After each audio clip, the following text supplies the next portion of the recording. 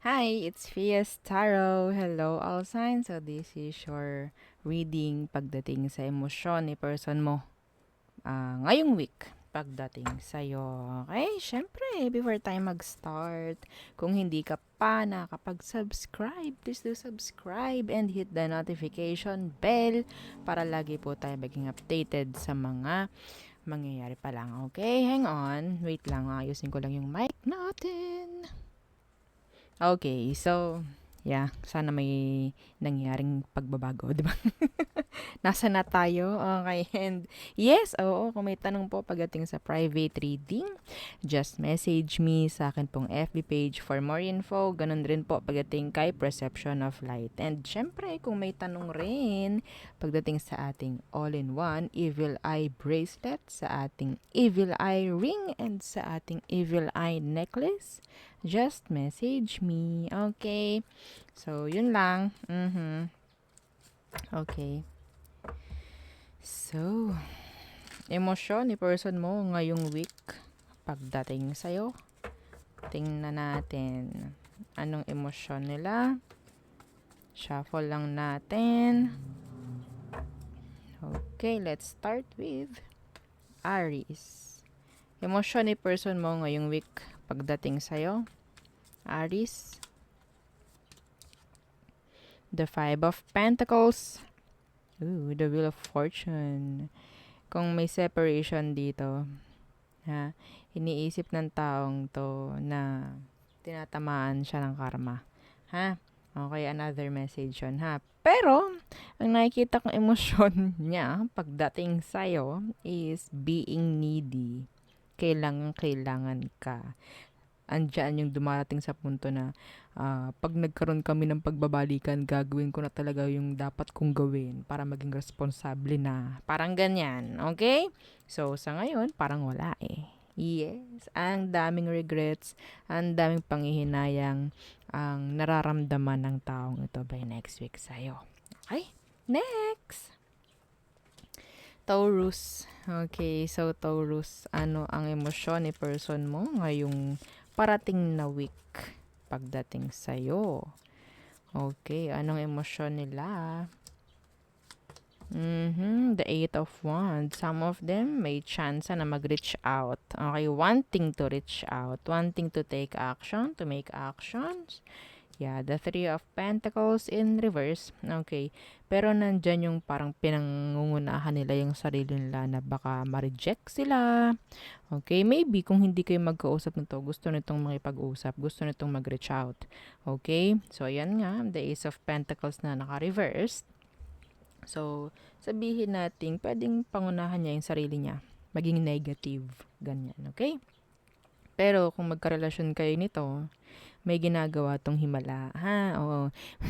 May ginagawa itong panloloko. Ha? I'm sorry. Pero nakikita ko some of them may kausap na iba. Okay? And hindi sila nakafocus pagdating sa'yo. Okay? So, hot and cold. Ganyan. Next. Gemini. So, anong emosyon ng taong iniisip mo ngayong week pagdating sa'yo? Anong emosyon niya ngayong week pagdating sa'yo, Gemini? The Six of Swords. So, nandyan yung parang cold, detached. Why? The Moon. Okay. So, andyan yung parang confused, no?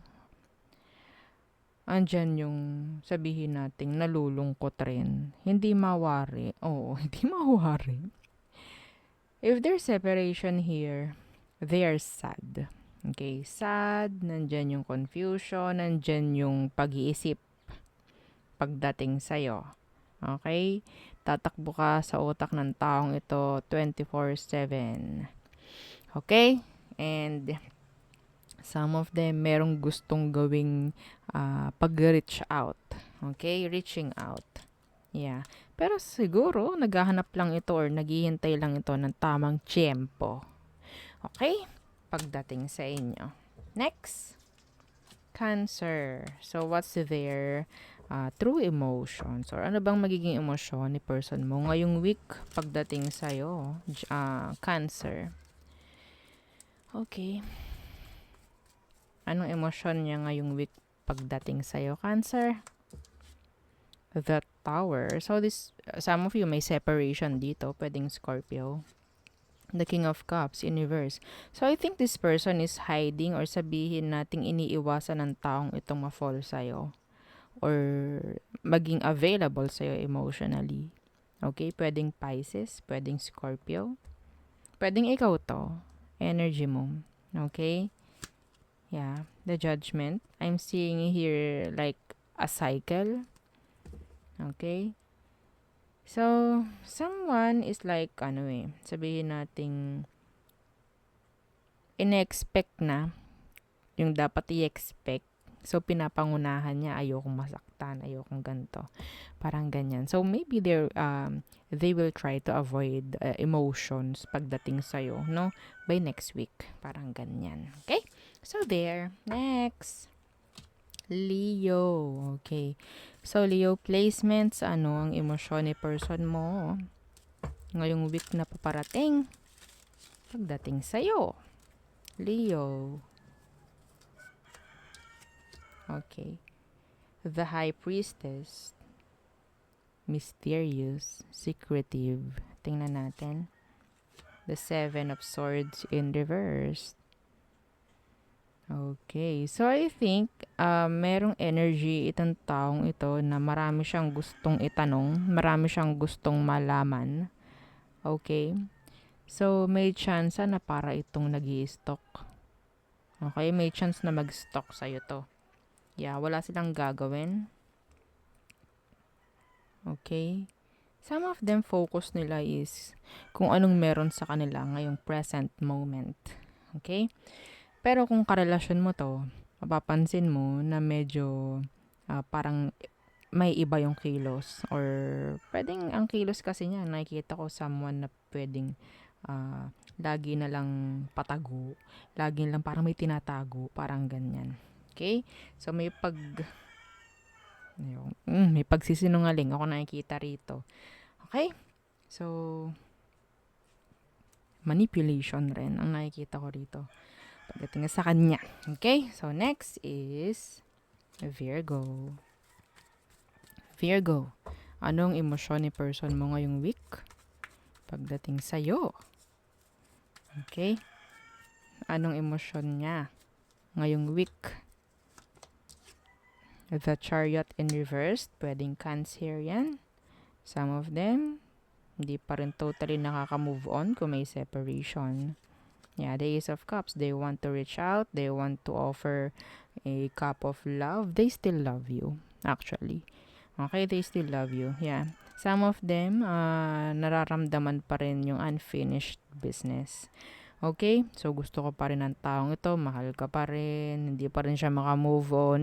Para itong recent lang, nagkaroon ng breakup. Parang ganyan. So, I think 3 yung naririnig ko. Maybe 3 months. 3 weeks, 3 days. Okay? So, Libra. Okay. So, Libra placements. Anong emosyon ni person mo ngayon week? There, nakita ko kasi si Empress habang nagsha-shuffle. Maybe, nandyan yung parang they're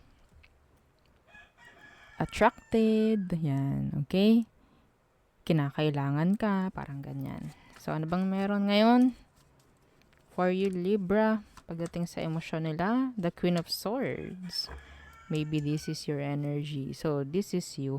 Some of you, they're mirroring you. Okay? So, ang tanong ko, nakailang you ako? Diba? Ulitin nyo. Sige. Okay. Wait lang. Hi, okay. So, Libra. So, they are mirroring you. Oo, gagayahin ka nila if you're not talking to them. Oo, pwedeng gagawin rin nila yon. Di sila makikipag-usap sa'yo if you're cold. Sa kanila, magiging cold din sila at detached. Okay? Yeah, the Lovers in reverse. Natawa ako doon sa sinabi ko. Oh my God. Okay. Some of them, ito try ka ng taong itong i-cut off. Okay? Kung may separation, ipaparamdam sa'yo nito yung coldness. Or maybe, ikaw yung nagpaparamdam nito sa kanila. Okay? Ikaw yung nagpaparamdam nito. So, mararamdaman nila yung separation. Okay? Damang-dama ng taong ito ang separation. Next, Scorpio.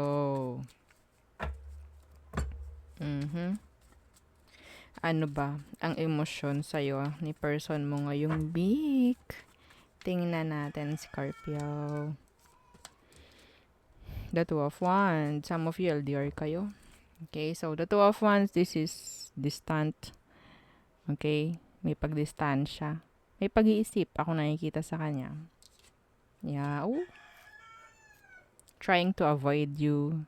Trying to distract yung mga sarili nila para hindi ka maisip. Yeah, may paglayo. Okay, lumalayo sa'yo yung tao o yung person na iniisip mo. Okay, so pagdating sa emosyon, nilalayuan nila yung emosyon na meron sila. So maybe trying to forget you, trying to ignore you. Yes, the ignorer card. O, diba? The Four of Cups. So, energy yan ng ganyan. And, syempre, sabi ko nga, nag-iisip pa rin. No? Ang gulo niya. Kung makikita ninyo, 2 ito. 2. Yung sa nakataas, yung sa reverse. 'Di ba? Ang gulo. Pareho yung energy niyan. Pareho. They're cold, pero maya gusto kang makausap or makita, like that. They're aloof. Okay? They're being indecisive rin. Okay? So, next. Sagittarius. Okay, so ano ba ang emosyon ng taong iniisip mo? Okay, emosyon niya ngayong week pagdating sa'yo, Sag. Don't forget to like, share, and subscribe. Thank you. Okay. The Four of Swords in reverse. Some of them, they want to reach out. They want to talk. Okay? Yeah, the Empress. Woo! Okay, so, nandyan yung gusto ka. Gusto kang makausap, gusto kang makita. May attraction. Napakalaki ng attraction dito. Yeah. Some of them merong gustong gawing pagbabago or may gusto siyang gawin na parang kung ano yung tama. Parang ganyan. Okay?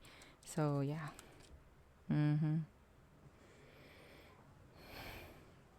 Maybe, yung iba sa kanila, may pagpaplano. Gagawa ng something para magkaroon ng improvement or development pagdating sa sitwasyon. Okay? Yeah. Merong love to. Okay? May love to. Next. Capricorns. Okay. Excuse me. Some of you might be dealing with a Scorpio. Okay. Capricorn. Anong emosyon sa'yo ni person mo ngayong week? Pagdating sa'yo, syempre. The Six of Cups in reverse. They're bitter. They're bitter. Why? The Queen of Cups in reverse.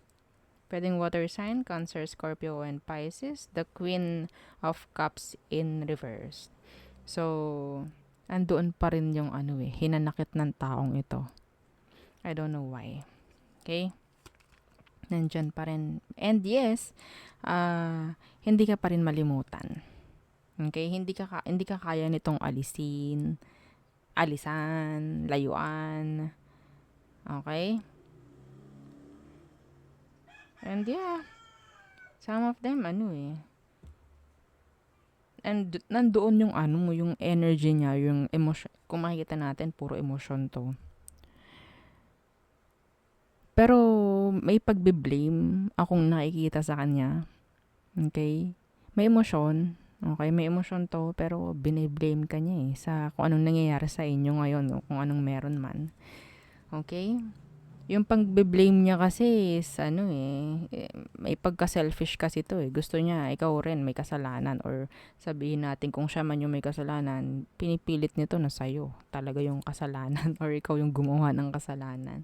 They're bitter. They're bitter. Okay, next. Aqua. Aquarius placements.